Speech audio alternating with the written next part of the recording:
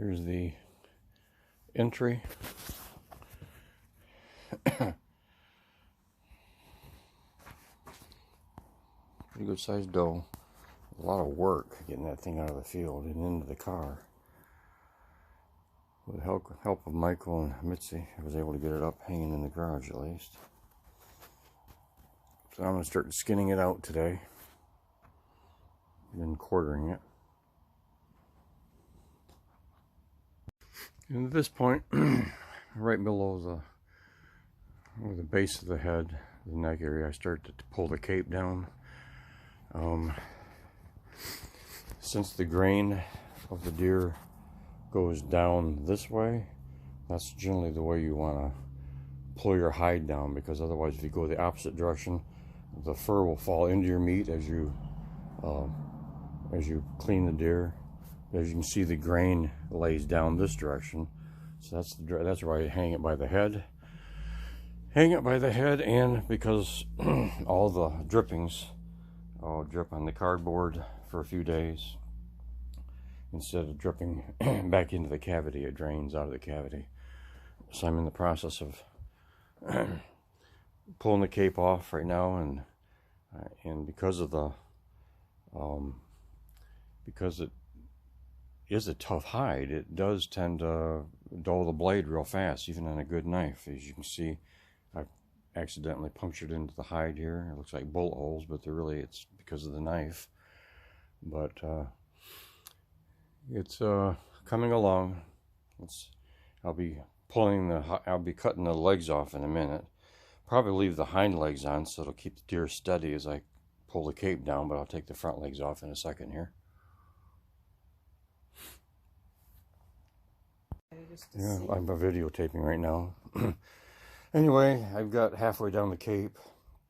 As you can see, sort of hemorrhage where the shot went in, but we cut around that when we process the meat.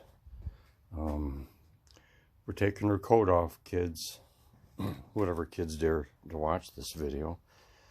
But we got them off the front legs. I've got 2 legs here for you. And I'll have the back ones off a little later, so if you feel like taking them to school or something like that, you can, but that's the front foot. Anyway, that's where I'm at so far. And it's not gross, girls. You eat hamburgers and bacon and all that stuff all day long, and you'll get used to it as your dads do it. Well, the hide is off, and now I can begin to quarter the deer up, which means I'll take the shoulders off and the hinds and start to trim the fat, and I'll have all the cuts laying out on the table, which is over there.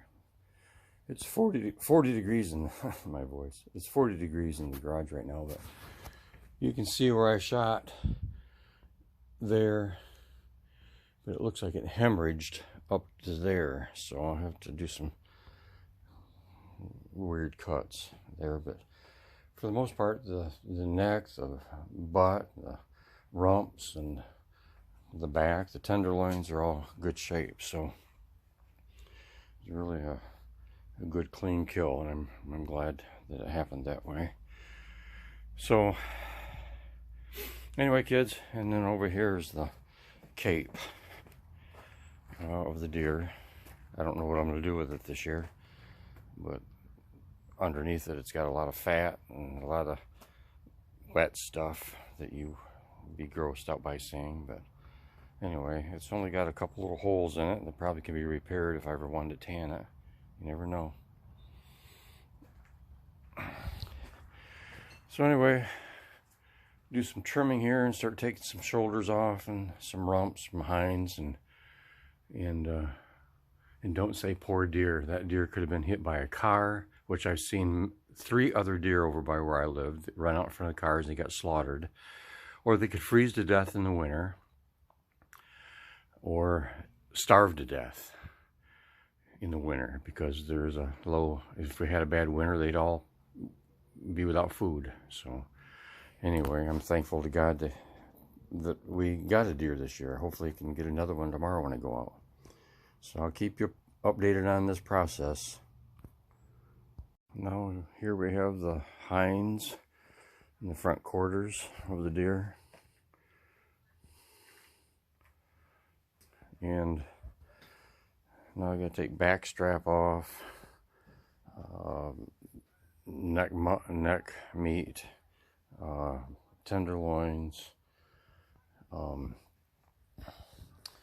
Got a little bludgeoned right here because of the shot, so I won't be able to use much in that area, but I could see why I took it down, because it disintegrated the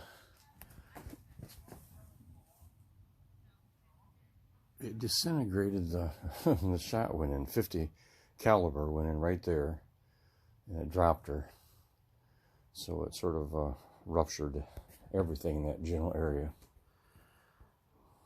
But for 83 yards, I guess I couldn't do much better than that. We're coming along.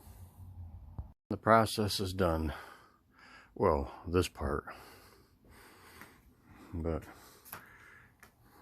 she gave her life so we could eat. And here's all the meat that was from this. This is a 4-foot long table, if that'll give you any idea what kind of meat we got. So, got the neck right there. That's the flank. More flank. Tenderloin meat. That's a big slabs of meat that are the best part of the cut of the deer. Hindquarters, front shoulders, which have a little damage to them because of the bullet. But that's probably a couple $100 worth of meat at least, if you really buy that in the market today, especially venison. So that paid for its all my suffering in the cold and the hard work. So tomorrow when I get my grinder, I can grind some meat up, start cutting it and cleaning it, packaging it. I got a Food Saver vacuum seal for the stuff, so it'll last longer instead of saran wrapping them. Anyway, that's the process. She did her job.